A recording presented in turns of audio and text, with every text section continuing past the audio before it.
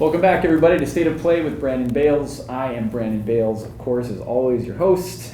Today, I am in the bowels of Double Fine Productions in San Francisco, and with me is producer Greg Rice. Hello. Thank you so much for being on the show. It's great to be here Thanks at Double Fine. Yeah. How are you today?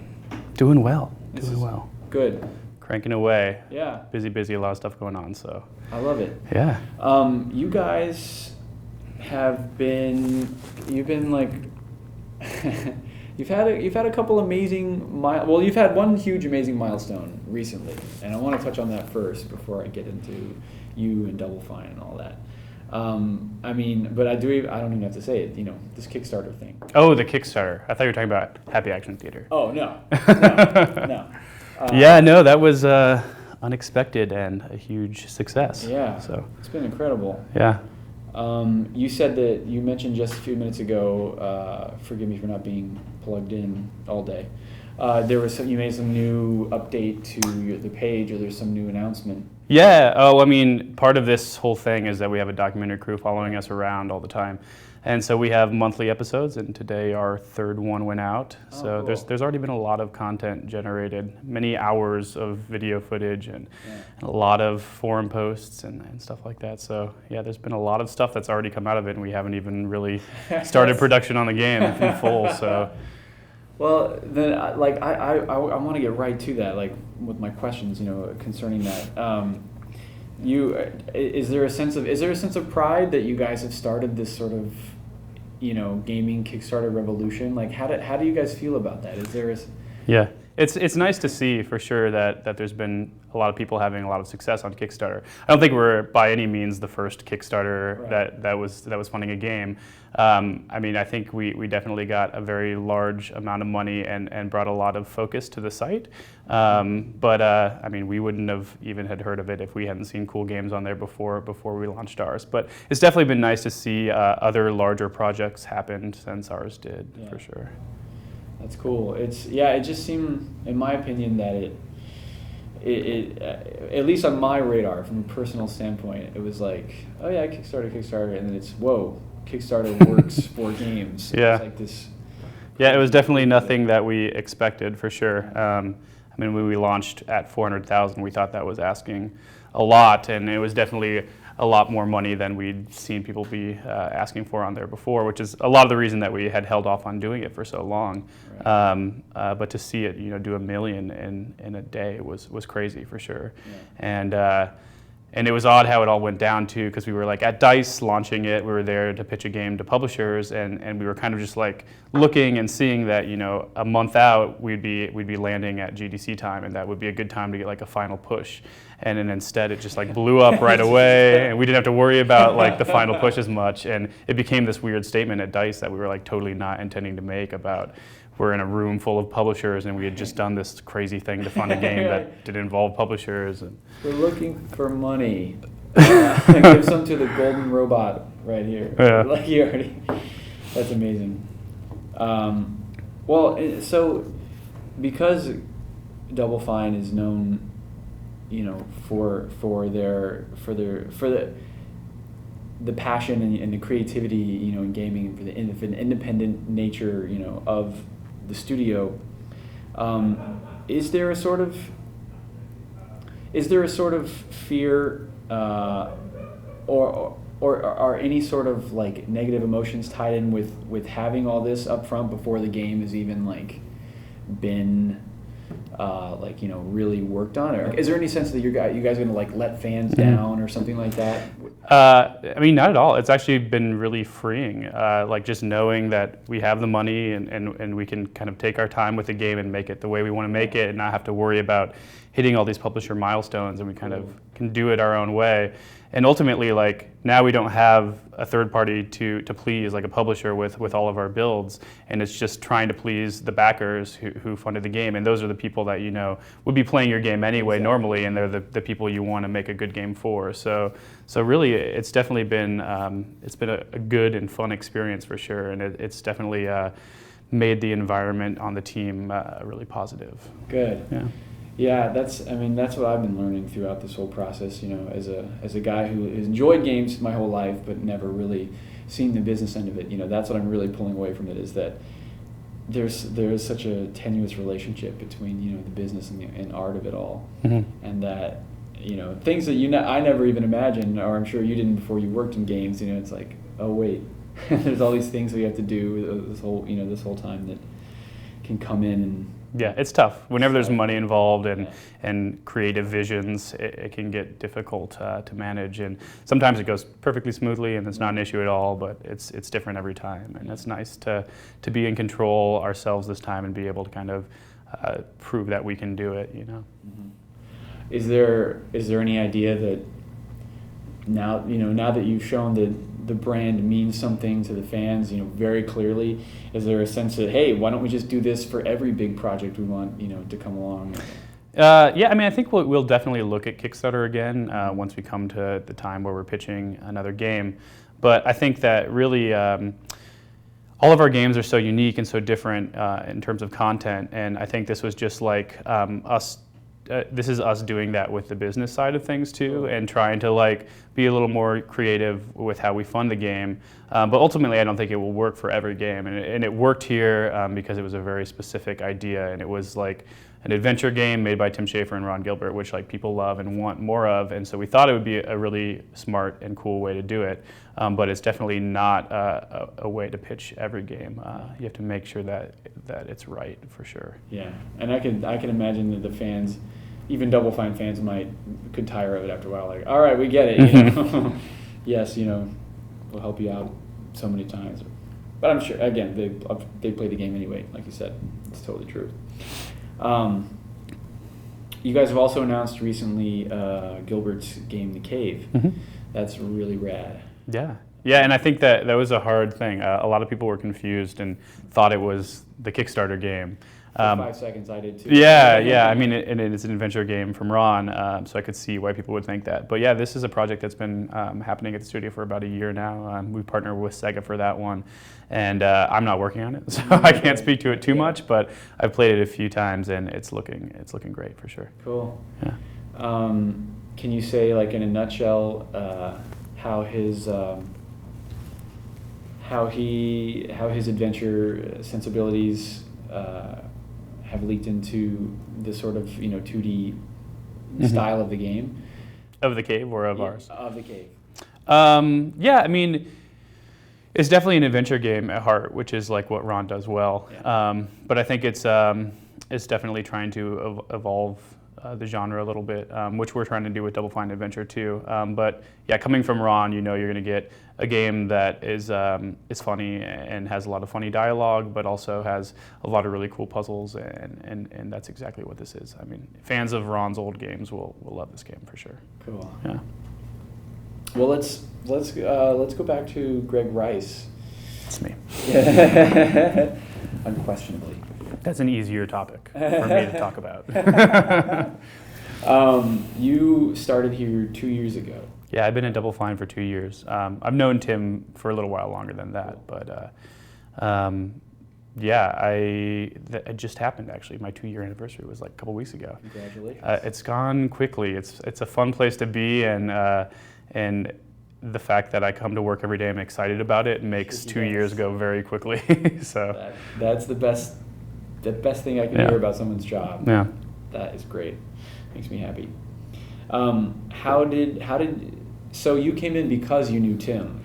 It definitely helped. Yeah. So I had a weird path of getting into the game industry and getting here.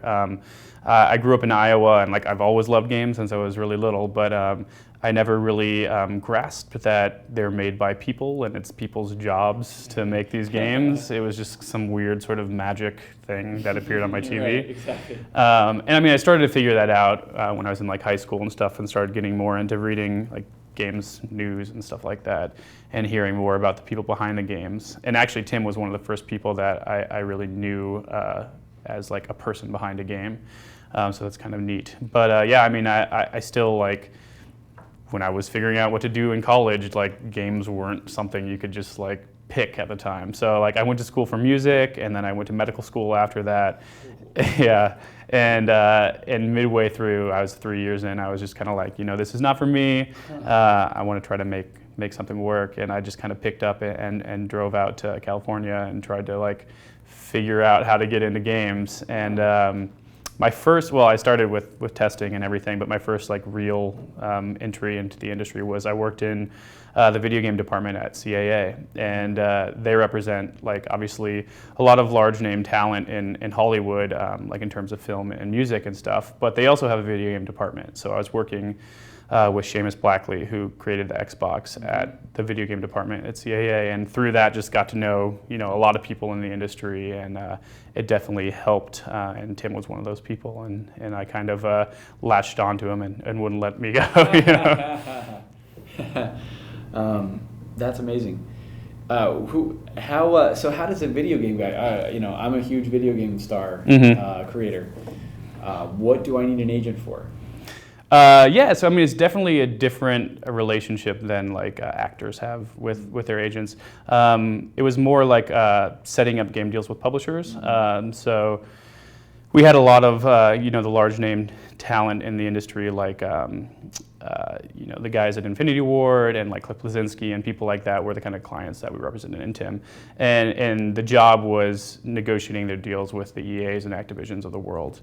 But also like trying to figure out different and new ways to fund games as well. And so I kind of was thinking in the space because of that at CAA, and that's kind of what got me my mind in that space, and probably eventually ended up to like the Kickstarter stuff. It was just trying to figure out ways to creatively fund games that would benefit the developers. Cool. Yeah. So the Kickstarter thing, are you saying like that you were mainly responsible for like getting that idea? Like, You're saying that. I was heavily involved for sure. So I came to Tim like probably a year before we launched, and we talked about Kickstarter and as a possible platform for one of our games. And at the time, we were seeing, like I said, a lot of smaller games on there, and nothing kind of on the scale of what we did. So we kind of shelved it. But it wasn't until the two-player production guys who are doing our documentary came back, and they interviewed Tim for a Minecraft documentary.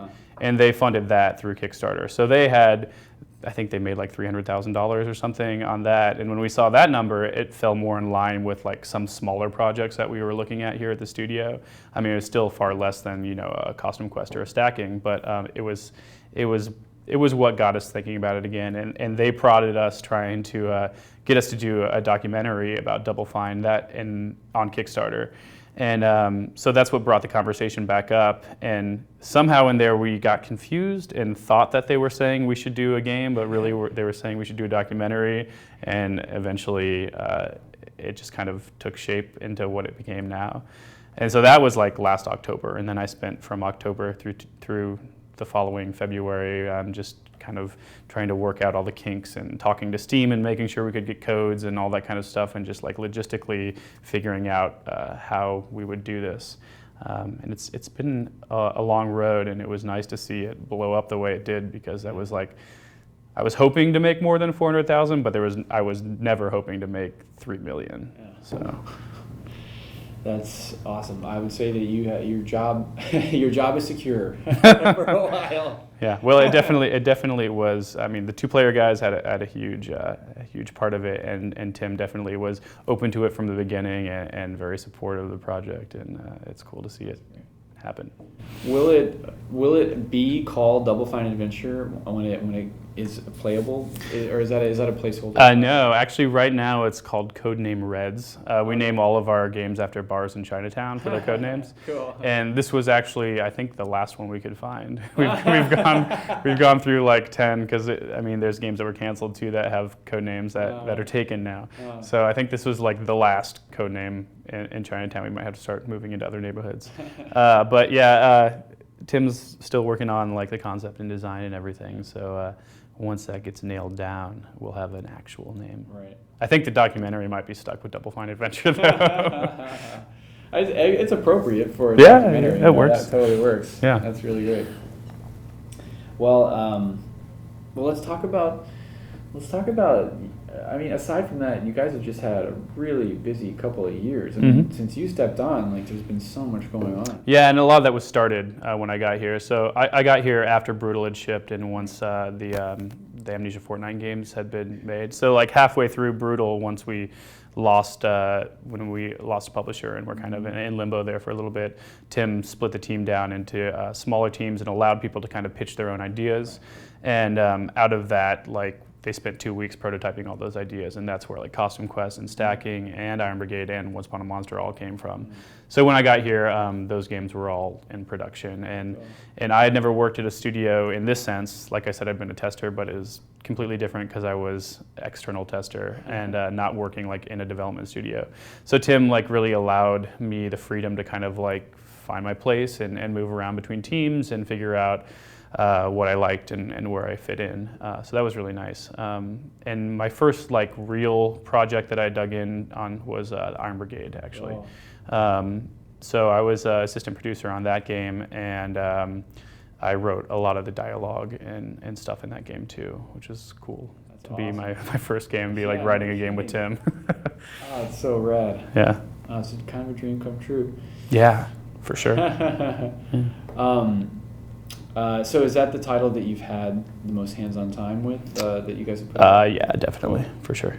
Yeah. How do you like it at the end of the day? Did it come out as you envisioned? You know, it turned out really great. Yeah. I was really pleased with it. I know that a lot of people, you know, you always have things that you wish were different or you wish you had like a month more to kind of nitpick, but really, like, I think it really turned out to be exactly what we were hoping it would be. And it might not have been like what we were envisioning at the start, but it actually probably is even better in some ways than what we were envisioning in the start. So I'm really pleased with how that game turned out, for sure. Yeah, it's really unique and beautiful. Like it's colorful. And really unique to the studio too. Yeah. Like, and that's what's so cool about this whole process of Amnesia Fortnite, is that we end up with these games that are totally different than each other in terms of like content and art style and mechanics, and in some cases like platform and delivery, and yeah, it's neat to have so many different unique things going on at the studio at once.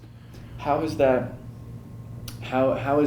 whole experience? I mean, in the years you've been here, do you feel like that experience is kind of setting up a sort of precedent for what's going to happen next year? Yeah, I think in some ways, mostly because it shows that you can never really tell what to expect from Double Fine. Yeah. I mean, like, that's true. All those games are so different, and you never know like what genre we could take on next or what platform. And I think that's what's cool, is that like we have the freedom to do almost whatever we want at this point. It's really rad. I was trying to tell Jamie, you know, my technician friend. Oh, I know Jamie. I was trying to tell him, you know, on the way up here, I was trying to describe, I guess, Double Fine's, you know, status in the industry, and I said, well, they're an indie company. Wait, aren't they? Yeah, but they're like mid-sized. Or wait, they're big. They're mid-sized. Well, they're doing a great job. Yeah.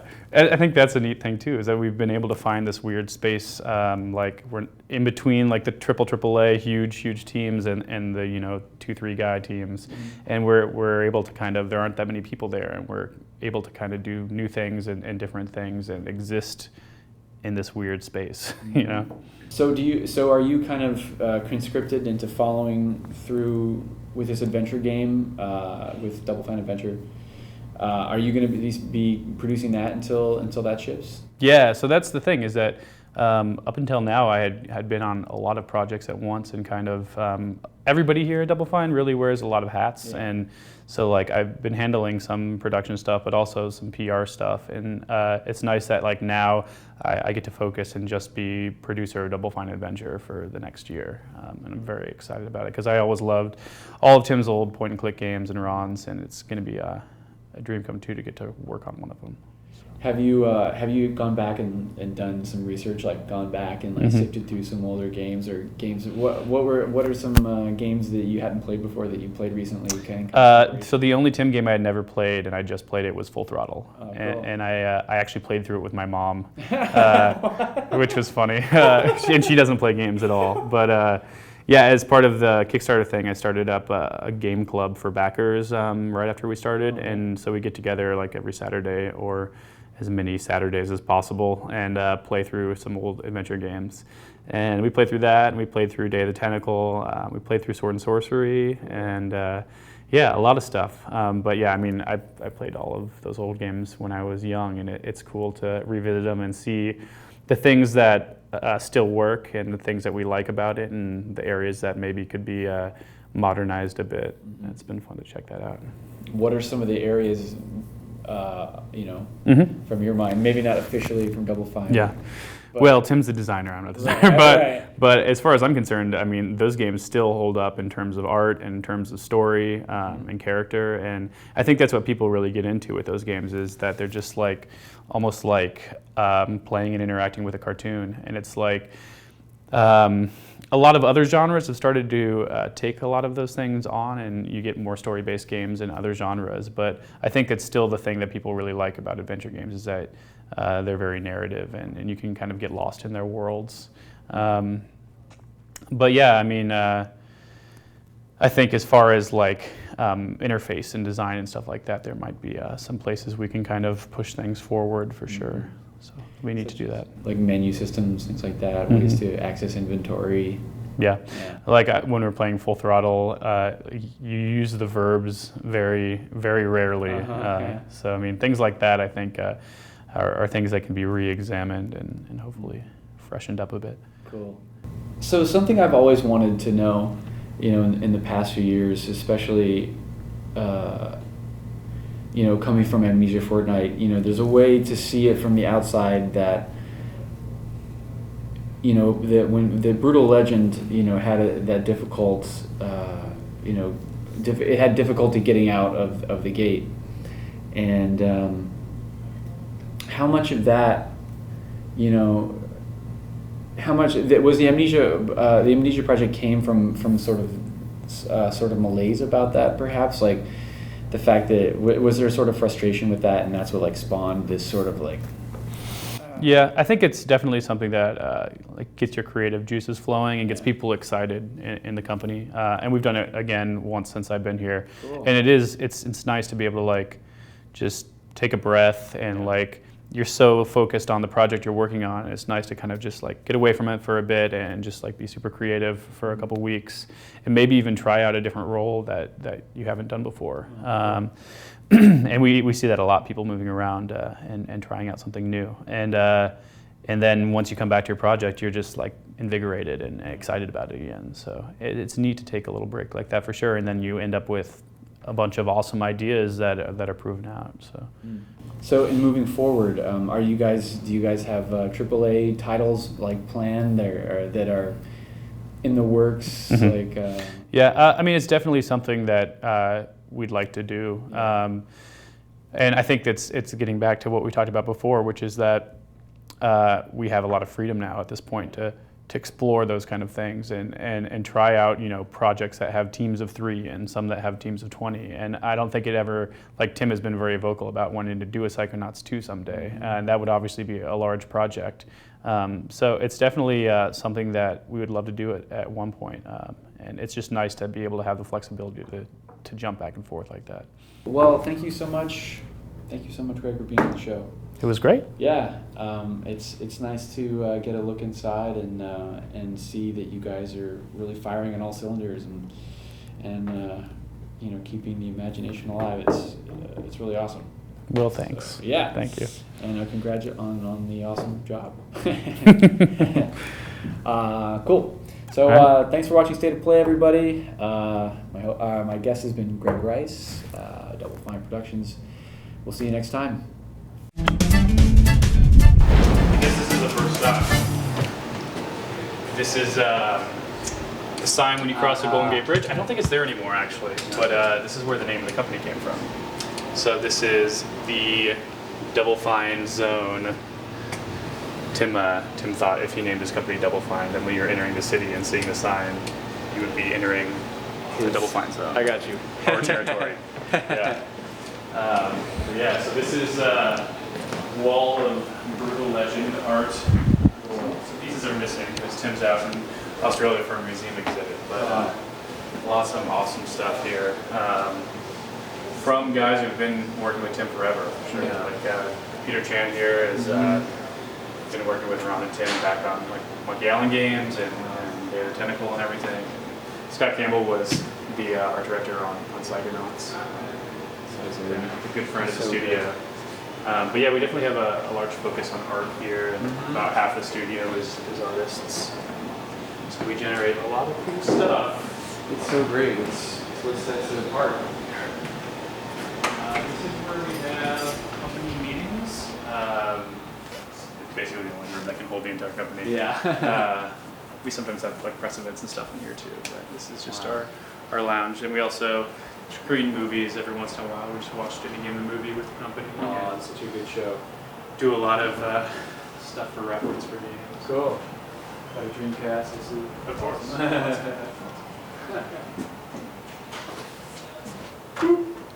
Those are all the posters we have to sign.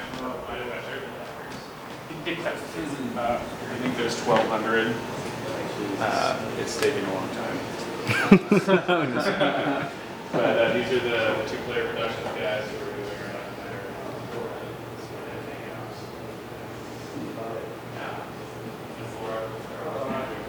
the store. It's growing. Starting to get more things in the store. Exciting. Starting to get more things to try to have space. Yeah. I'm behind. There's our Guinness Book World Records. What? For the Kickstarter wow. thing. Yeah. Largest, greatest amount of money raised. Yeah. So they have a whole book of Gamers Edition? Yeah, they do. It's like a Games Awards thing.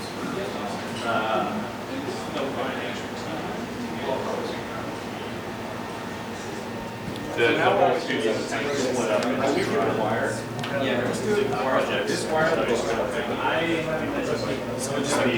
end user guy. Let's have all of them and then the small of your back. Because then this thing that wears too, that can come around. We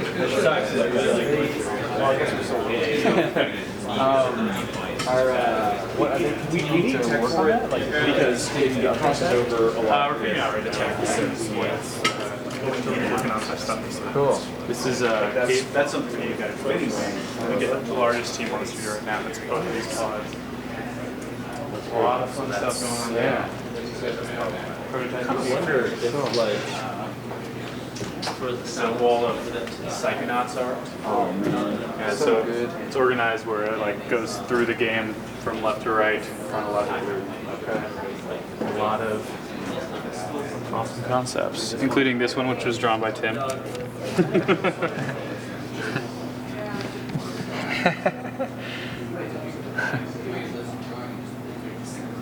It's been too long. Yeah, it's great. It actually holds up really well, surprisingly. It's 7 years old, and I've been playing it a lot because I was working on the Mac port, and it's crazy how great it still looks. Especially the PC version. It's amazing. Yeah, I downloaded it off of GOG good old games a while back. I haven't played it again when I bought it. It could have been done in some way, but because of the finishing. Oh man. Trim. Fandango art. Again, there's a couple missing, but yes, they're all Jan does it in pencil, which is ridiculous. Amazing.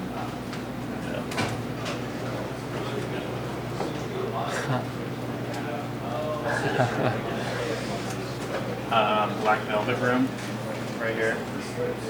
We should have had the interview here. Yeah.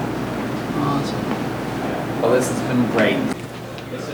This is at the point where we started doing things more digitally, so not as much. We can make that happen. I know that there's like a level at which we have to get in. Levi painted that game too. That's great. And when it comes in close like this, you just like